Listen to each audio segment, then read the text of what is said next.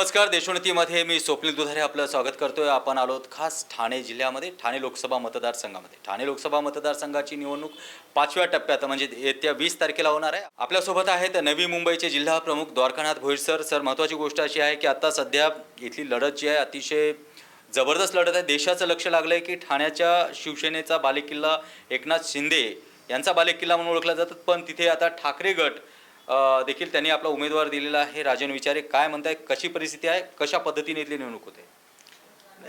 ठाणे जिल्हा हा शिवसेनेच्या अनुषंगातून आदरणीय हिंदू हृदय सम्राट शिवसेना प्रमुख बाळासाहेब ठाकरे यांच्या आशीर्वादातून आणि दिघे साहेबांच्या मार्गदर्शनातून या ठिकाणी तो ठाणे जिल्हा शिवसेनेचा बालेकिल्ला राहिलेला आहे. आणि ह्या बालेकिल्ल्यामध्ये आमच्यासारखे जुने निष्ठावंत शिवसैनिक या ठिकाणी ठाणे जिल्ह्यामध्ये आजसुद्धा आहेत. आणि आदरणीय शिवसेना प्रमुखांनी दिलेली शिकवण, संदेश आणि दिघे साहेबांचं मार्गदर्शन, त्यातून घडलेला शिवसैनिक हा निश्चितच उद्धव साहेबांसोबत त्या ठिकाणी खंबीरपणे उभा आहे. आणि खंबीरपणे उभा असताना या ठाणे लोकसभेवर सातत्याने म्हणजे 2004पासून जी काय त्या ठिकाणी दिघे साहेबांनी ठाणे लोकसभा त्या ठिकाणी शिवसेनेकडे घेतली आणि तेव्हापासून आदरणीय शिवसेना प्रमुखांचा भगवा झेंडा त्या ठिकाणी लोकसभेवर फडकत आलेला आहे. त्यानंतर 2014ला 2019ला त्या ठिकाणी सुद्धा उद्धव साहेबांच्या मार्गदर्शनातून त्या ठिकाणी पक्षप्रमुख म्हणून ते काम ज्यावेळेस सुरू केलं, त्यातूनसुद्धा या ठिकाणी ठाणे लोकसभेवर माननीय खासदार राजन विचारे साहेब हे 2014 आणि 2019ला त्या ठिकाणी निवडून आलेले आहेत. आणि निश्चितच हा आदरणीय उद्धव साहेबांच्या नेतृत्वातून राहिलेला हा ठाणे लोकसभा बालेकिल्ला हा निश्चितच तसाच पुढे राहील. आणि 2024च्या निवडणुकीमध्ये सुद्धा प्रचंड मताधिक्याने विचारे साहेब निवडून येतील आणि पुनश्च उद्धव साहेबांच्या नेतृत्वातून या ठिकाणी खासदार म्हणून. अतिशय महत्त्वाचा प्रश्न असा आहे की या ठिकाणी जे पक्षाचं चिन्ह बदललं आहे, चिन्ह बदलल्यानंतर काही संभ्रम निर्माण होतील का, किंवा त्याच्यामध्ये काही असं वाटेल का शिवसैनिक कुठे दुभागला जाऊ शकतो का? नाही, शिवसैनिक दुभागला जाण्याचा प्रश्न येत नाही. कारण आज सोशल मीडिया आणि पूर्वीसारखं राहिलं नाही. तर सोशल मीडियाच्या माध्यमातून म्हणा किंवा लोक जागरूक आहेत, न्यूजपेपरच्या माध्यमातून म्हणा, वर्तमानपत्रातून, त्यामुळे लोकांना माहीत झालेलं आहे की शिवसेनेचं पूर्वीचं चिन्ह धनुष्यबाण हे आता कोणी चोरून नेलेलं आहे. आणि त्यामुळे असलेली मशाल उद्धवसाहेबांच्या नेतृत्वातून संपूर्ण महाराष्ट्रामध्ये पसरलेलं आहे. आणि महाराष्ट्रामध्ये हा मशालीचा झंझावात सुरू झालेला आहे. त्यामुळे नवी मुंबईमध्ये सुद्धा हा मशालीचा झंझावात आहे.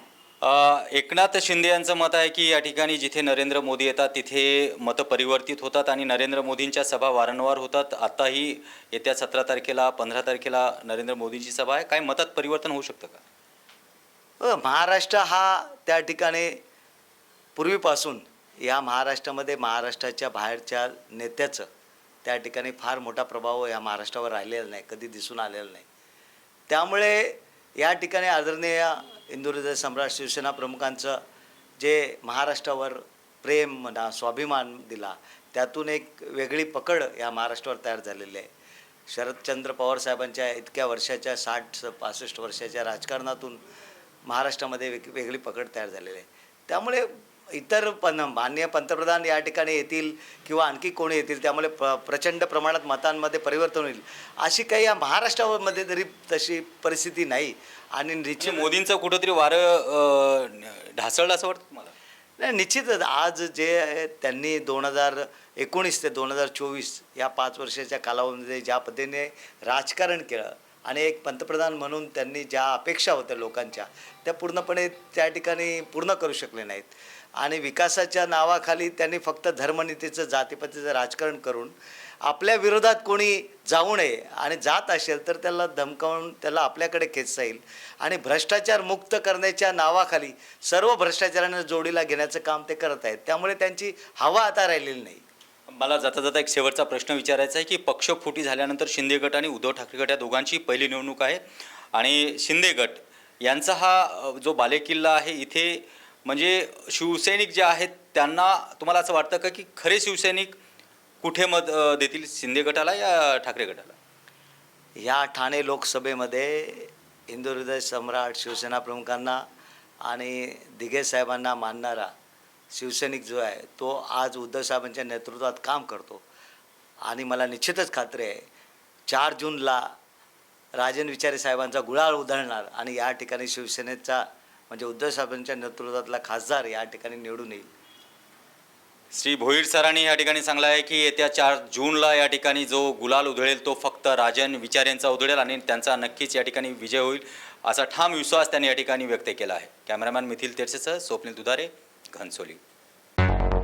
मुंबई, पुणे, नागपूर, मराठवाडा असो का विदर्भ, राजकीय, सामाजिक, शैक्षणिक क्षेत्र असो का क्रीडा, सर्वच घडामोडीचे विश्लेषण पाहायला विसरू नका. फक्त देशोन्नती न्यूजवर.